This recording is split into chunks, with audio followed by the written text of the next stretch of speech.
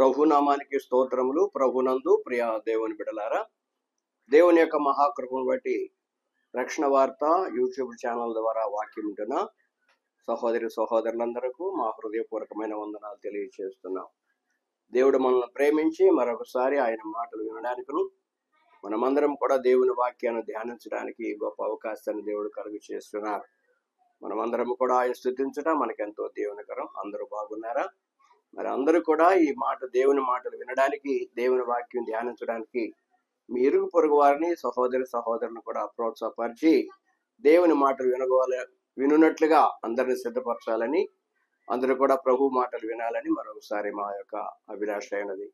కాబట్టి ఈ సమయంలో మరి చిన్న ప్రార్థన ద్వారా దేవుని నామాన్ని మరి ఆ ప్రార్థన చేద్దాం. దేవుని వాక్యం ద్వారా దేవుని మాటలు విందాం. అందరూ కూడా మాతో ఏకీభవించవలసిందిగా కోరుచున్న ప్రార్థన. సర్వశక్తియు మీకెలి కృపా కనికరం గల తండ్రి, మమ్మలను ప్రేమించిన మా యేసయ్య, మీ పరిశుద్ధ నామమునకు మరొకసారి స్తోత్రాలు తెలియజేస్తున్నానయ్యా. ఇంతవరకు మీ కృపతో ప్రభువా ఈ రక్షణ వార్త యూట్యూబ్ ఛానల్ ద్వారా మీ మాటలు అనేకులకు వినున్నట్లుగా కృప చూపిస్తున్నందుకు వందనాలు. వినుట వలన విశ్వాసం కలుగునని ప్రతి వారు గుర్తెరగచ్చు. ఈ ప్రత్యేకమైన ఈ మాటలు ధ్యానించుతూ నీ వాక్యం ద్వారా హెచ్చరిక చేయబడుతూ రక్షణ మార్గంలో ప్రతి వారు కూడా సాగిపోవడానికి సహాయం చేయండి. నీ దాసులను నా ద్వారా ప్రభువా మీ మాటలు విన్నట్లుగా అనేకులకు ఆత్మీయ ఆశీర్వాదాలు పొందినట్లు కూడా కృప చూపించమని అడుగుచున్నాం. ఈ సేవకుని నా ప్రభువా మీరు దర్శించండి. అయా మా ప్రభువా మీ మాటలు నా నోట ఉంచి వినివారందరి హృదయాల్లో ఆ వాక్యం ఫలించినట్లుగా సహాయం చేయండి. వినట వలన ప్రభు అనేక ఆశీర్వాదాలు మేము పొందుతున్నామని గుర్తెరిగే మనసు ప్రతి వారికి దయచేయండి. ప్రత్యేక రీతిగా నీ వాక్యం మేము ధ్యానిస్తుండగా మీరు మాతో ఉండమని, అయా నీ కృప ద్వారా మమ్మల్ని దీవించి వర్ధలింపచేసి మరొకసారి మిమ్మల్ని ఆరాధించే వరకు నీ దయతో మమ్మల్ని దీవించి భద్రపరచమని మా ప్రభువును మా రక్షకుడైన యేసయ్య పరిశుద్ధ నామములో ప్రార్థించి వేడుకొనుచున్నాను పరమ తండ్రి. ఆమేన్, ఆమేన్. హల్లెలూయా. దేవుని నామానికి స్తోత్రాలు. ప్రభు బిడ్డలారా, ఈ రోజు మరొక వాక్య భాగాన్ని ధ్యానం చేద్దాం. కీర్తనాకారుడు 144 కీర్తనలో చక్కటి మాటలు వ్రాస్తున్నాడు. 1-2 వచనాలు చదువుకుని ఆ వాక్యాన్ని ధ్యానిస్తాం. నాకు ఆశ్రయదుర్గమగు యెహోవా సన్నుతించబడును గాక. ఆయన నా చేతులకు యుద్ధమును నా వ్రేళ్లకు పోరాటమును నేర్పువాడై ఉన్నాడు. ఆయన నాకు కృపానిధి, నా కోట, నా దుర్గము, నన్ను తప్పించువాడు, నా కేడము, నేను ఆశ్రయించువాడు. ఆయన నా జనులను నాకు లోపరచువాడై ఉన్నాడు. ఈ వచ్చిన భాగాన్ని మనము మరి కొద్ది సమయము దేవుని మాటలు ధ్యానం చేద్దాం. దయచేసి ప్రతి వారు కూడా గ్రహించవలసిందిగా కోరుచున్నాం. ఇక్కడ దావీదు మహారాజు జీవితంలో గొప్ప కార్యం మనం చూడగలుగుతున్నాం. ఆయన బాల్య దశలో గొర్రెల కాపరిగా ఉన్నాడని, ఆయన కుటుంబం నుండి వేరు చేయబడి అడవులలో తిరుగుచూ, కొండలలో, లోయల్లో, ఎత్తు పొలాల్లో ఆ గొర్రెలను కాచుకుంటూ, మేకలు మేపుకుంటూ తన జీవనాన్ని కొనసాగించిన వాడుగా ఉన్నాడు. అయినను ప్రభువుని మరిచిన వాడు కాడు. చిన్నతనం నుండి కూడా దైవభక్తితో, ప్రార్థనతో ఎప్పుడు కూడా దేవుని ధ్యానించేవాడుగా ఉన్నాడు. ఎప్పుడు కూడా దేవుని నామ స్మరణ చేసేవాడుగా ఉన్నాడు.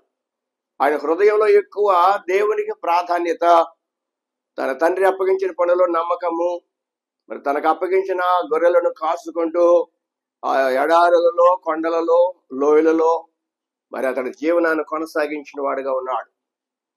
అలాంటి వ్యక్తిని దేవుడు ఏర్పాటు చేసుకొని ఇశ్రాయేలు ప్రజలకు రాజుగా నియమించాడు. మనందరికీ తెలిసిన విషయమే. అతడు బాలుడిగా ఉన్నప్పుడే అద్భుతమైన కార్యాలు ప్రభు చేశాడు.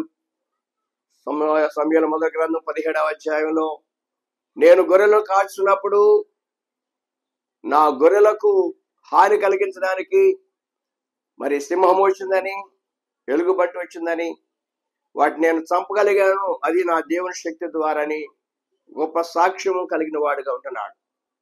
కాబట్టి అటు ధైర్యము, అటు శక్తి, అటు జ్ఞానము దేవుడే అతనికి తోడుగా ఉండి నడిపించాడు. అందుకనే అతడు చిన్నతనం నుండి కూడా భక్తితో జీవించాడు. కనుకనే దేవుని ఆశ్రయించి నడిచాడు. కాబట్టి ఇక్కడ ఏమంటున్నాడు? 144 కీర్తన 1-2 వచనాల్లో, నాకు ఆశ్రయదుర్గమగు యెహోవా సన్నుతించబడును గాక. ఆశ్రయ దుర్గము, దుర్గం అనగా ఎత్తైన స్థలం. ఆశ్రయం అంటే రక్షణ ప్రాంతం. అంటే శత్రువులకు భయపడకుండా, శత్రువులలో నుండి చిక్కబడకుండా ఆశ్రయపురములో నివసించువాడుగా ఉంటున్నాడు. ఎవరు ఆశ్రయం ఆయనకి? యెహోవా నాకు ఆశ్రయము, ఆశ్రయ దుర్గము. ఆయన సన్నతించబడాలి. అంతేకాదు ఆయన నా చేతులకు యుద్ధమును, నా వ్రేళ్లకు పోరాటమును నేర్పువాడై ఉన్నాడు. యుద్ధము, పోరాటము. దేవుని బిడ్డలారా గమనించండి. చిన్నతనంలోనే దేవుడు అతను రాజుగా ఎన్నిక చేసిన తర్వాత తనకి ఎన్నో శోధనలు ఎదురైనవి, యుద్ధాలు ఎదురైనవి. తన కుమారుడు తన మీద రాజ్య పరిపాలన విషయంలో తన కుమారుడు తన మీద తిరుగుబాటు చేసి సైన్యాన్ని సమకూర్చుకొని తండ్రి మీద యుద్ధం చేయడానికి వచ్చేటప్పుడు అతడు పారిపోవలసిన సమయం వచ్చింది. దావీదు గొప్పవాడైనప్పటికీ, మరి దేవుని కృప ద్వారా అనేకమైన అద్భుతమైన కార్యాలు చేసినప్పటికీ దేవుని సన్నిధిలో అతడు కొన్ని సమయాల్లో నిరాశ్రయతలో జీవించిన వాడుగా ఉన్నాడు. ఆశ్రయం లేని స్థితిలో జీవించాడు. కానీ దేవుని యొక్క సన్నిధిలో చెప్తున్న సాక్ష్యం ఏంటంటే, యుద్ధమును, నా వ్రేళ్లకు పోరాటము నేర్పువాడు. కాబట్టి యుద్ధం ఎలా చేయాలో, శత్రువు ఎలా ఓడించాలో, శత్రువు మీద విజయం ఎలా పొందాలనేది అతను దేవుడే నాకు నేర్పాడని చెప్పి దేవుని సన్నిధిలో అతడు సాక్షిగా ఉంటున్నాడు.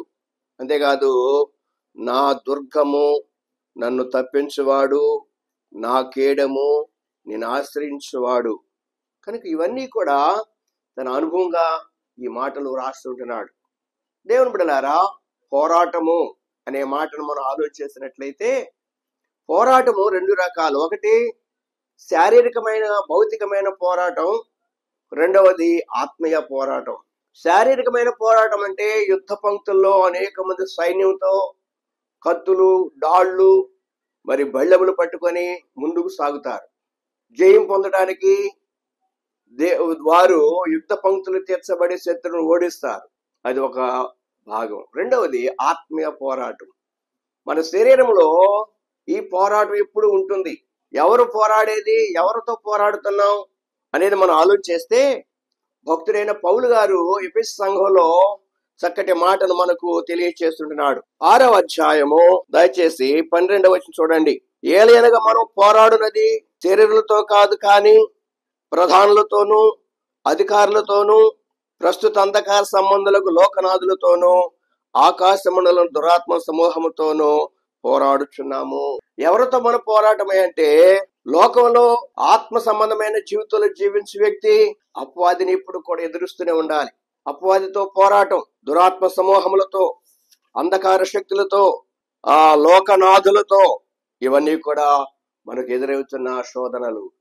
వాటన్నిటిలో కూడా మనం జయం పొందాలంటే దేవుని బిడ్డలారా, దేవుడు మనకు తోడుగా ఉండి వాటిని ఎదిరించాలి. వాటిని ఎదిరించడానికి మనము అనేకమైన ఆయుధాలు ధరించుకోవాలని చెప్పి ఈ అధ్యాయాలు మనం చూస్తున్న 10 నుంచి 18 వచనాల వరకు గమనించినట్లయితే 13వ వచనం అన్నాడు, అందుచేతను మీరు ఆపద్దిన మందు వారిని ఎదిరించుటకును, సమస్తం నెరవేర్చిన వారై నిలువబడుటకును శక్తిమంతులైనట్లు దేవుడి ఇచ్చు సర్వాంగ కవచము ధరించుకొనుడి. సర్వాంగ కవచము, దేహముకున్న అన్ని అవయవాలకు కావలసిన కవచము అది దేవుడే మనకు సమకూరుస్తున్నాడు. దాన్ని ధరించుకోవాలి అంటున్నాడు. మొదటగా సత్యమును దట్టి మొదట ఉండాలి. మన ఆత్మీయ జీవితం పోరాటంలో అపవాదితో మనం ఎదిరించాలంటే సత్యమనే దట్టి మనకు అవసరము. రెండవది నీతి, యథార్థత, భక్తి, అది మైమరువుగా మనము ధరించాలి శరీరం అంతటికి. మూడవది పాదములకు సమాధాన సువార్త వలనైనా సిద్ధ మనసును జోడు అవసరము. నాలుగవది విశ్వాసమనే డాలు. ఐదవది రక్షణను అను శిరస్త్రాణము. ఆరవది దేవుని వాక్యమును, ఆత్మ ఖడ్గాన్ని ధరించుకోవాలి. ఇవి అపవాదిని ఎదిరించడానికి కావలసిన ఆయుధాలు. ఇవి శారీరకముగా మనుషులతో పోరాడేదే కాదు కాబట్టి వాక్యము ద్వారా అపవాదిని ఎదిరించవచ్చు. రక్షణను శిరస్త్రాణానికి మనకు శిరస్త్రాణం ఉండాలి తలకు. తర్వాత డాలు అవసరము, అగ్ని బాణాలు ఎదిరించుకొని అపవాదిని ఎదిరించడానికి. తర్వాత మన నడవడికలో పాదములకు సమాధాన సువార్త వలన సిద్ధ మనసును జోడు అవసరము. తర్వాత మీ నడుమునకు సత్యమును దట్టి నీతి అను మహిమను, ఇవి అపవాదిని ఎదిరించగలిసిన శక్తి గల మాటలు మనం జ్ఞాపకం చేసుకుంటున్నాం. వీటిని కలగా మనం కలిగి ఉంటూ పోతే అపవాది మనం సులువుగా లోపరుచుకుంటాడు. కనుక అపవాదిని ఎదిరించాలంటే మనము ఈ ఆయుధాలను ధరించిన వాడిగా ఉండాలి. కాబట్టి యుద్ధానికి పోయేటప్పుడు ఒట్టి చేతులతో వెళ్ళటానికి లేదు.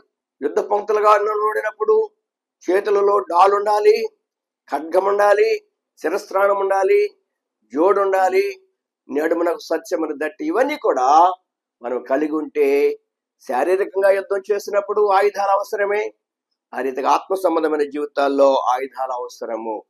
అందుకని అంటున్నాడు, ఆపద్దిన మందు వాటిని ఎదిరించాలంటే శక్తిమంతులగినట్లు దేవుడిచ్చే సర్వాంగ కవచాన్ని ధరించుకోవాలని చెప్పి తెలియచేస్తుంటున్నాడు. అందుచేతనే పౌలు గారు వీటిని ధరించాడు, వీటిని కలిగిన వాడుగా ఉన్నాడు. కాబట్టి ఆయన ఏమన్నాడు, నేను మంచి పోరాటం పోరాడాను. మంచి పోరాటం అంటే, మంచి పోరాటం అనే అర్థం ఏంటంటే శక్తులతో అపవాది శక్తులతో వాటిని ఎదిరించి మంచి అనుభవం కలిగిన వాడుగా ఉంటున్నాడు. వాటిని జయించాడు. అందుచేతనే నాకు కిరీటం దొరికిందంటున్నాడు. మంచి పోరాటము పోరాడాను. ఈ పౌలు గారి మరొక చోట ఏమంటాడంటే, వాక్య భాగం గమనించిన 2 కొరింథీయులకు రాసిన 2వ పత్రిక 7వ అధ్యాయము 15వ వచనంలో మాసిదోనియా వచ్చినప్పుడు అంటున్నాడు. కొరింథీయులకు రాసిన 2వ పత్రిక 7వ అధ్యాయం 5వ వచనం, మేము మాసిదోనియాకు వచ్చినప్పుడు మా శరీరం ఏమాత్రం విశ్రాంతి పొందలేదు, ఎటు పోయినను మాకు శ్రమయే కలిగెను, వెలుపట పోరాటములు లోపట భయములు ఉండెను. చూడండి, ఆయన సువార్త పరిచర్యలో మాసిదోనియా సంఘాల్లో ఆయన సువార్త పరిచర్య చేయించినప్పుడు సువార్త వ్యాపకములో కలిగిన శోధనలో మనం చూస్తున్నాం. ఎటు పోయినా కూడా శ్రమలు ఎదురైనాయి. అంతేకాదు, వెలుపట పోరాటాలు లోపట భయము మమ్మల్ని ఆవరించాయి. ఆయనను కూడా ఆయన పోరాటం చేశాడు, విజయాన్ని పొందిన వాడిగా ఉంటున్నాడు. కాబట్టి దేవుని బిడ్డలారా, ఆత్మీయ పోరాటంలో మనము ఇవి కలిగి ఉంటే అపవాదిని ఎదిరించగలం. యాకోబు పత్రికలు అంటున్నాడు, అపవాదిని ఎదిరించుడి, అప్పుడు వాడి మీద నుండి పారిపోతాడు. ఎదిరించడం అంటే అర్థం ఏంటి? మనం కలిగినవి అవయాలు, ఇవి ఆయుధాలు కలిగి ఉంటే మన చేతులకు మన పాదములకు యుద్ధం నేర్పిన దేవుడు మనకున్నాడు. కాబట్టి యుద్ధ పంక్తులుగా మనల్ని నిలబెట్టి ఓడించకుండా, అపవాదితో ఓడిపోకుండా జయం పొందడానికి శక్తి గల దేవుడు మనకున్నాడు. కాబట్టి సైన్యములకు అధిపతి యెహోవా మనకు తోడుగా ఉన్నాడు. కాబట్టి అపవాదిని మనం ఎదిరిస్తాం. ఈ రోజున మనం అనేక పర్యాయాలు ఈ అపవాది నుండి మనము లోబడి అపవాదికి దాసులమైపోయి శారీరకమైన కార్యాలు చేసి దేవునికి అవిధేయులుగా జీవిస్తున్నాం. కానీ మన ఆత్మీయ పోరాటంలో వీటిని కలిగి ఉంటే ఈ భయంకరమైన స్థితిలో అపవాదికి దూరంగా ఉండి దాన్ని ఎదిరించడానికి దేవుడు మనకు కృప చూపిస్తాడు. గమనించండి, ఒకవేళ ఈ ఆయుధాలు లేని స్థితిలో ఉంటే అపవాది మనం లోపరిచి మనల్ని తన వైపు లాక్కు వెళ్తాడు. కానీ వాక్యం చూస్తున్నాం, దైవ గ్రంథం ఏం చెప్తుందంటే, పేతురు రాసిన మొదటి పత్రిక 5వ అధ్యాయం 8వ వచనంలో గమనించుదాం. 5వ అధ్యాయము 8వ వచనం, నిభ్రమైన బుద్ధి గలవారై మెలకువగా ఉండుడి, మీ విరోధైన అపవాది గర్జించు సింహం వలె ఎవరిని బ్రింగుతున్నానని వెతుకుచు తిరుగుచున్నాడు. లోకమందున మీ సహోదరులందు ఈ విధమైన శ్రమలు నెరవేర్చునని ఎరిగి విశ్వాసమందు స్థిరులై వానిని ఎదిరించుడి. కాబట్టి మనం అపవాదిని ఎదిరించడానికి అపవాది యొక్క లక్షణాలు మనం చూస్తే, సింహం వలె మన మీద రాబోతున్నాడు. గర్జించు సింహం వలె ఎవరిని మృంగుతున్నానని తిరుగుచున్నాడు. ఎక్కడ లోపం దొరుకుద్దా, ఎక్కడ అవిధేయులుగా ఉంటారా, ఎక్కడ దేవునికి దూరం అవుతున్నారని చెప్పి వెతుకుచూ ఎలాంటి వారిని పట్టుకొని తన వైపు తీసుకువెళ్తున్నాడు. కాబట్టి అపవాది యొక్క లక్షణాలు మనం తెలుసుకొని నిబ్బరమైన బుద్ధి కలిగిన వారమై, స్థిరమైన బుద్ధి గల వారమై అపవాదిని జయించడానికి పోరాడే వారుగా మనము ఉండడానికి సిద్ధపడాలని దేవుని వాక్యం మనకు బోధిస్తుంది. శారీరకంగా మనం చూస్తే, మరి దావీదు కాలంలో అమాలేకులు, మోయాబీలు, ఫిలిష్తీయులు వచ్చుతున్నప్పుడు వాటిని అందరిని కూడా దావీదు జయించాడు. దానికి ఎదురవుతున్న ప్రతి శత్రు సమూహాన్ని ఓడించాడు. మనందరికీ తెలుసు, గొలియాతు ఫిలిష్తీయుల పక్షంగా 40 దినాలు కేకలు వేస్తున్నాడు.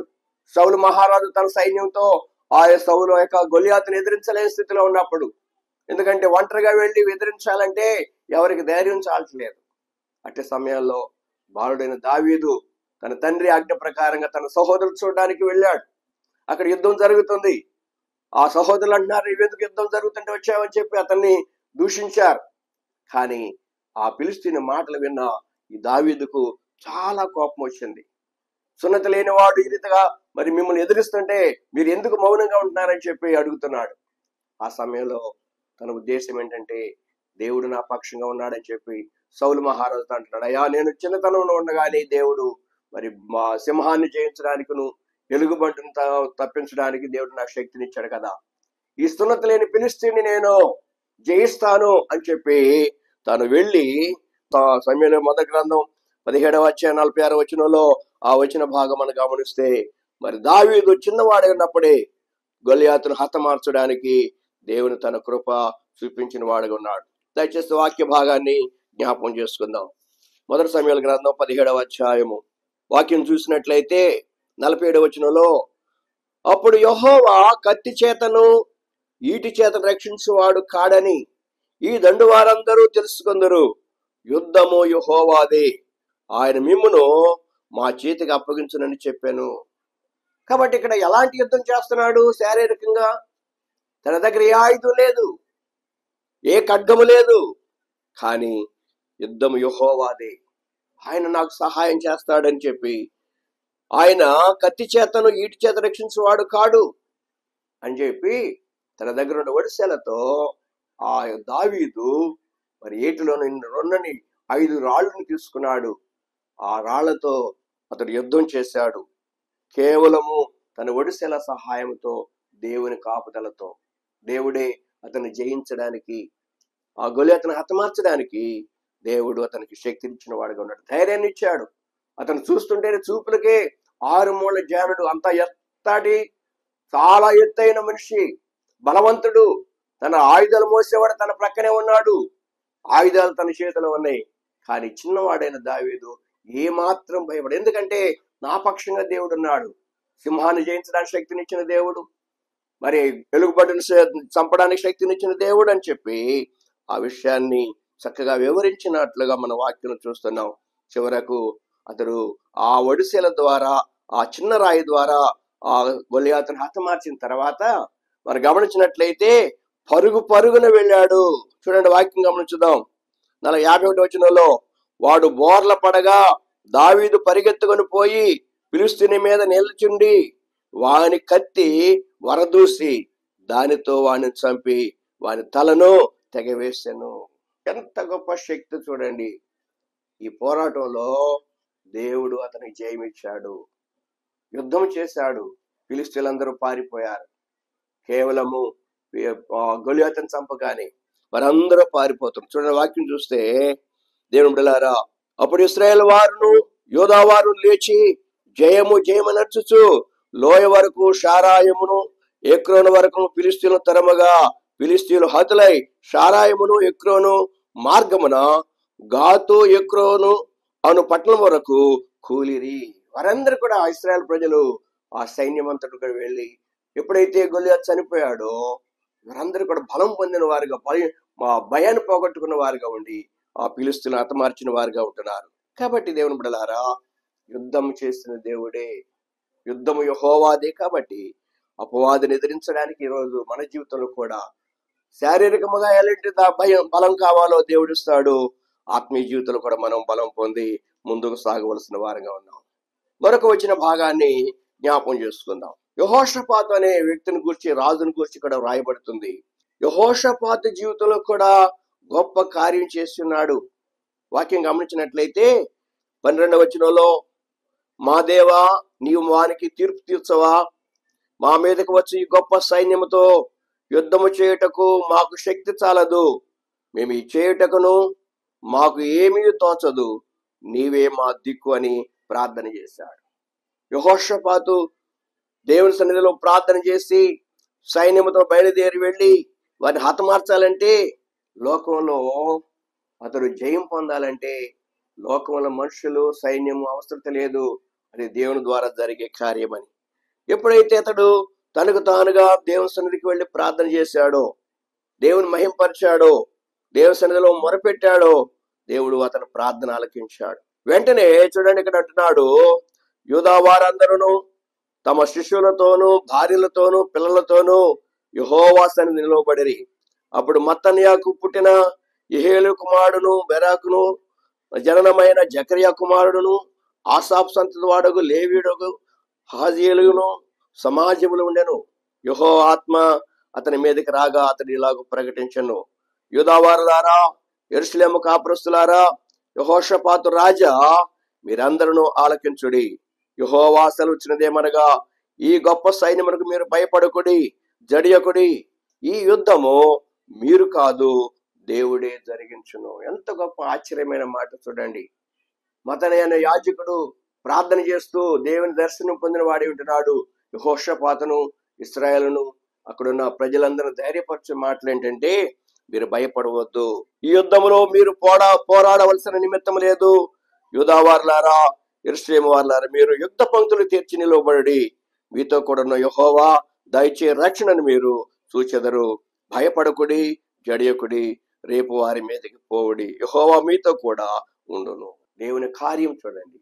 యెహోషాపాతు ప్రార్థన చేయగా దేవుడిచ్చిన ధైర్యమైన మాట ఏంటంటే, మీరు యుద్ధ పంక్తులుగా కూడి నిలబడండి అంతే, రేపు మీ పక్షంగా దేవుడు యుద్ధం చేస్తాడు, యుద్ధం చేయవలసిన పని లేదు అని చెప్పినప్పుడు వారు యుద్ధ పంక్తులుగా కూర్చుంటే, దేవుని యొక్క శక్తి ద్వారా వారు ముందుకు సాగుతుంటే వచ్చిన సైన్యము, ఆ విరోధులు ఎవరికి వారే వాళ్ళు పొడుచుకొని చచ్చిపోయినట్లుగా వాక్య భాగాలు మనం చూస్తున్నాం.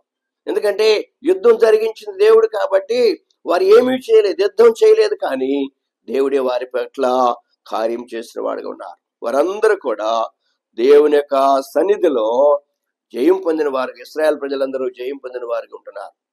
కాబట్టి దేవుని బిడ్డలారా, మన పక్షంగా దేవుడు కార్యం చేస్తాడు. మరొక వ్యక్తి కూడా మనం ఈ వచన భాగాలు చూస్తే ఆస గురించి కూడా వ్రాయబడుతుంది.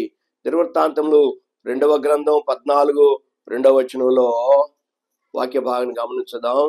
దినవృత్తాంతములు 2వ గ్రంథం 14వ అధ్యాయము.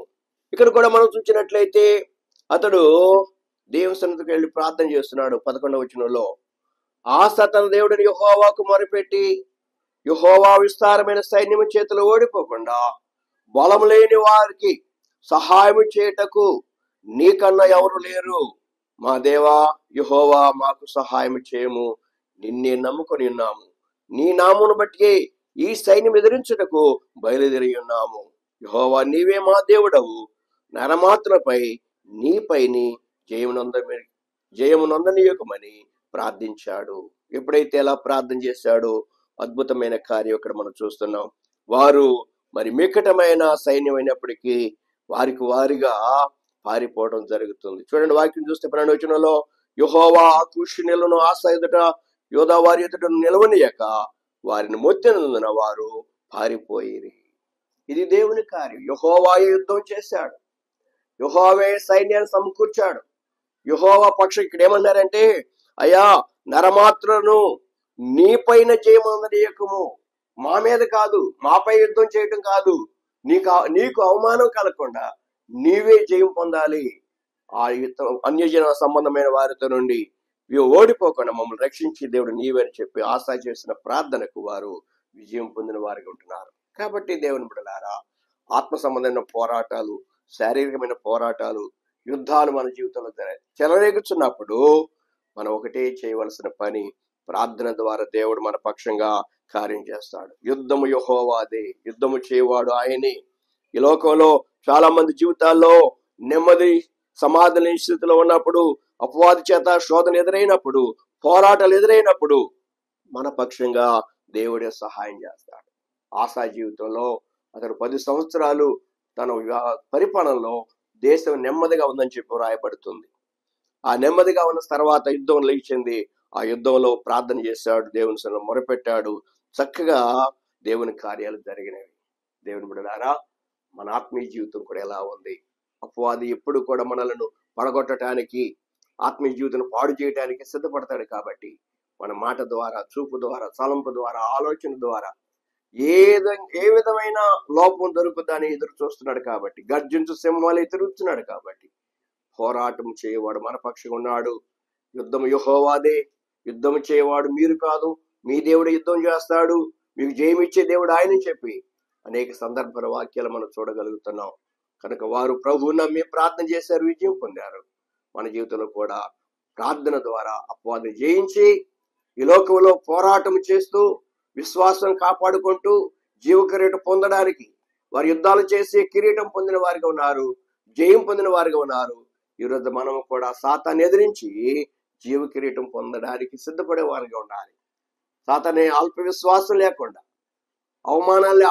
అనుమానాలు లేకుండా లోకంలో జీవించినంత కాలం కూడా ఒక దినమే కాదు మన జీవిత పోరాటం, దినదినము కూడా పోరాటం చనిపే వారిగా ఉండి ఆత్మశక్తితో బలముతో ముందుకు సాగుతూ దేవునిపై ఆనుకొని యుద్ధం చేసేవారిగా ఉండి దీవించబడవలసిన వారిగా ఉన్నాం. అందుకని అన్నాడు, నా ప్రభు నాకు యుద్ధం నేర్పువాడును, పోరాటం నేర్పువాడును, నా వేళ్లకు నువ్వు యుద్ధం చేయడానికిను నేను పోరాటం చేయడానికి నాకు నేర్పుతున్న దేవుడు అని చెప్పి భక్తుడు ఈ 140 కీర్తన తెలియజేస్తున్నాడు. మన పక్షంగా దేవుడు యుద్ధం చేసేవాడు ఉన్నాడు కాబట్టి శత్రువు మోకను ఎదిరించాలంటే ఈ సర్వాంగ కవచం ధరించుకొని ప్రార్థన యోధులుగా సాగిపోదాం. అపవాదిని ఎదిరించుదాం. శక్తి కలిగిన వారిగా ఉండి పరలోకంలో ఆయనతో కూడా నిత్య రాజ్యములు చేరు వరకు కూడా ఈ పోరాటం కొనసాగిస్తూ దేవునిపై అనుకుని ముందుకు సాగిపోదాం. పౌలు గారి యొక్క నిరీక్షణ చూస్తున్నాం. నాకు లోపల యుద్ధాలు, పోరాటాలు మా జీవితంలో జరిగినప్పటికీ మంచి పోరాటం పోరాడాను. ఈ రోజున క్రైస్తవ విశ్వాసకి సాతాను చేసే అనేకమైన శోధనల నుండి విజయం కావడానికి ప్రార్థన అనే ఆయుధం మనకు అవసరం, వాక్యమనే ఖడ్గం అవసరం, విశ్వాసమైన డాలు అవసరం, అనేక శిరస్త్రాణం అవసరం, సమాధాన స్వార్థ సిద్ధ మనసు జోడు అవసరం, మరి సర్వాంగ కవచం ఇవన్నీ కూడా కలిగి ఉన్నప్పుడు మాత్రమే దాన్ని ఎదిరిస్తాం. కాబట్టి అటు ఆశీర్వాదకరమైన జీవితం కలిగి పోరాటం చేస్తూ బలా నమ్మకమైన మంచి దాసులని పిలుపునించుకునే యోగ్యత కలిగి క్రీస్తులో సాగిపోదాం. దేవుడి చిన్న మాటలు మన కొరకు దీవించునుగాక. ఆమేన్. ప్రార్థన. మహోన్నతుడవు పరిశుద్ధుడమైన తండ్రి, నీ కృపా కాపుదలతో మమ్మల్ని ఎంతవరకు క్షేమంగా ఉంచి నడిపించారు. ఈ దిన వర్తమానంలో మీరు మాకు తోడుగా ఉండి అయా మా హృదయాల్లో మరొకసారి మమ్మల్ని ఆత్మీయ జీవితంలో ముందుకు సాగులాగన అయా యుద్ధములు, పోరాటములు ఎదురైనప్పటికీ, అపవాది చేత శోధన ఎదురైనప్పటికీ వాటిని జయించడానికి కావాల్సిన ఆత్మీయ శక్తిని మీరు మాకు అనుగ్రహిస్తారని నమ్ముతూ ప్రార్థన చేస్తున్నాం.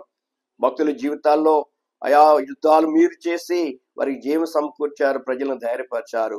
ఈ రోజున మా ఆత్మీయ జీవితంలో కూడా పోరాడుతున్నాం. అనేకమైన శోధనలు ఎదురవుతున్నాయి. మాటలో, చూపులో, తలంపుల, ఆలోచనలో, శారీరక క్రియల ద్వారా మమ్మల్ని మేము సాతానికి దాసులం అయిపోతున్న దినాల్లో ఈ వాక్యం జ్ఞాపకం చేసుకుంటూ మేము పోరాటం చేసేవారుగా, యుద్ధం చేసేవారుగా, జయం పొందేవారుగా మమ్మల్ని సిద్ధపరచగలరని రక్షణ వార్త యూట్యూబ్ ఛానల్ ద్వారా నీ వాక్యం బిడ్డలందరూ, వారి కుటుంబాలను, వారి సహోదరు బంధువులందరూ కూడా మీరు దీవించి ఆశ్రయించమని నీ దాసుడిని సేవలు మనం బలపరిచి ఇంకా అనేకమైన వర్తమానాలు అనేకులకు తెలియచేసినట్టుగా మీ కృపతో అనుగ్రహించి కాపాడి సమస్త ఘనత మహిమ మీరు పొందగలరని మా రక్షకుడైన యేసు నామములో ప్రార్థించి వేడుకొచ్చున్నాను పరమ తండ్రి. ఆమేన్. మన తండ్రి అయిన దేవుని ప్రేమ, రక్షకుడైన యేసయ్య కృప, పరిశుద్ధాత్మ దేవుని కాపుదల ఇప్పుడు ఎల్లప్పుడూ సదా మనందరికి తోడుగా ఉండి కాపాడి నడిపించునుగాక. ఆమేన్. ఆమేన్. హల్లెలూయా.